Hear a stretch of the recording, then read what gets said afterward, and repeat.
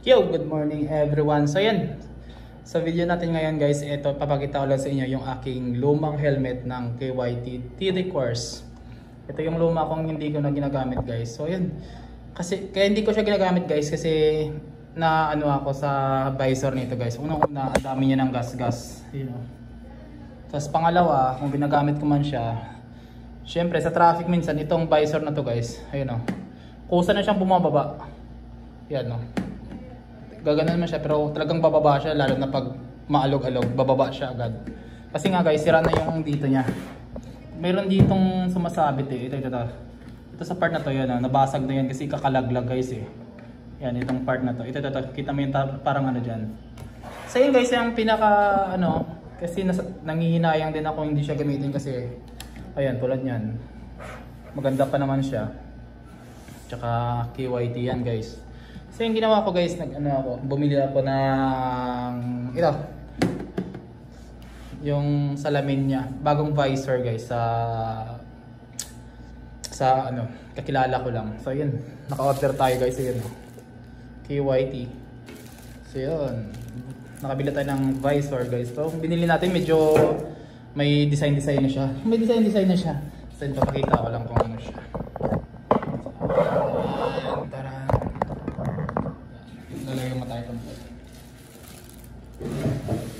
So yan guys, ito siya. Yan. Nakabukas na kasi ito. Piningin ko. Yan, ito tsura niya guys. So yan. Yan o. Swak na swak yan dyan guys. So yan, sa mga gustong bumili. Yan o. So may mga sirang visor dyan.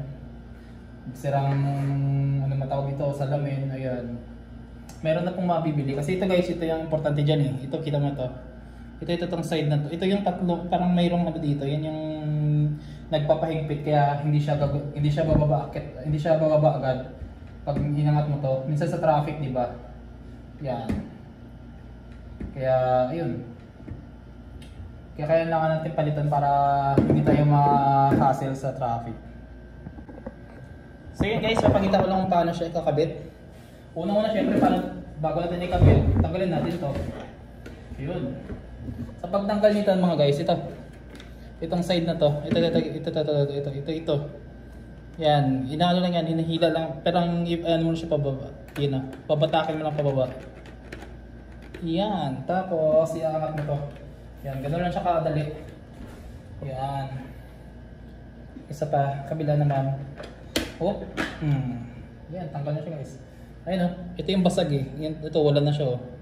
Wala na yung ano dyan o, wala na. Ito kasi meron. Ayan o. Charan! Ito. Yan. Kaya papalitan natin. So since na bago pa ito, expect na natin na medyo mahirap ito ikabit. Medyo mahirapan tayo magkabit nito mga guys. Bago pa ito. So paano ba ito? Ayan. So bali ganito lang yung position niya. Medyo nakabukas yung dito. Medyo bukas. Kita ba? Yan. Medyo pabukas. Tapos yan. Ganun din yung proseso guys. Hahatakin mo lang to ng todo, tsaka yan. Nahihirap. Mamaya masira mo guys eh, kaya ingat talaga kayo kasi bago pa to. Yun. Nakabit na natin yung kabila. Oh shit. Ganun. Hindi na yata. Sablay yata pero hindi. Hindi lang masyadong ikabit kasi kabitan natin ng maigi.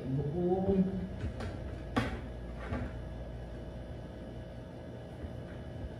Yun. Tapos yung kabilang side naman. Yun, tumunog. Sa'yo guys, ito lang siya. Yan, di ba? Tumutunog-tunog pa. Yan. Yan, kahit yan, di malalaglag yan guys. Yan. Yan, kita niya.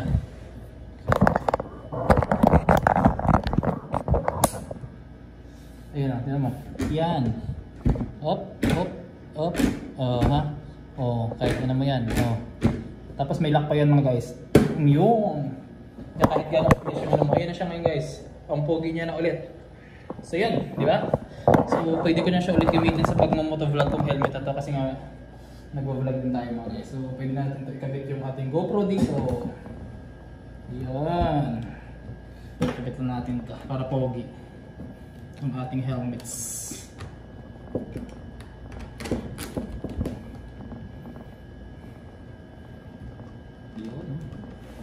Yan ang guys. Yan na siya. Yan. Yan. Yan.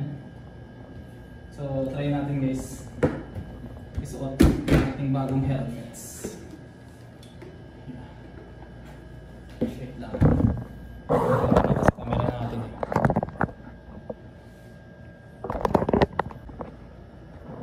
So yun, try natin isuot mga guys. Ayan na siya.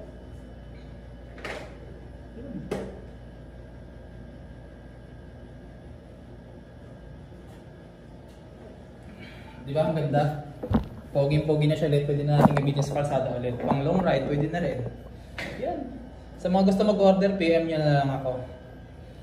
Yan. Wala pa siyang 500 mga guys. Kaya sobrang sulit din talaga.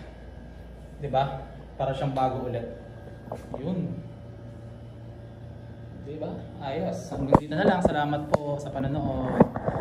May bago na ulit akong helmet. Ay, bagong visor lang pala. Charan!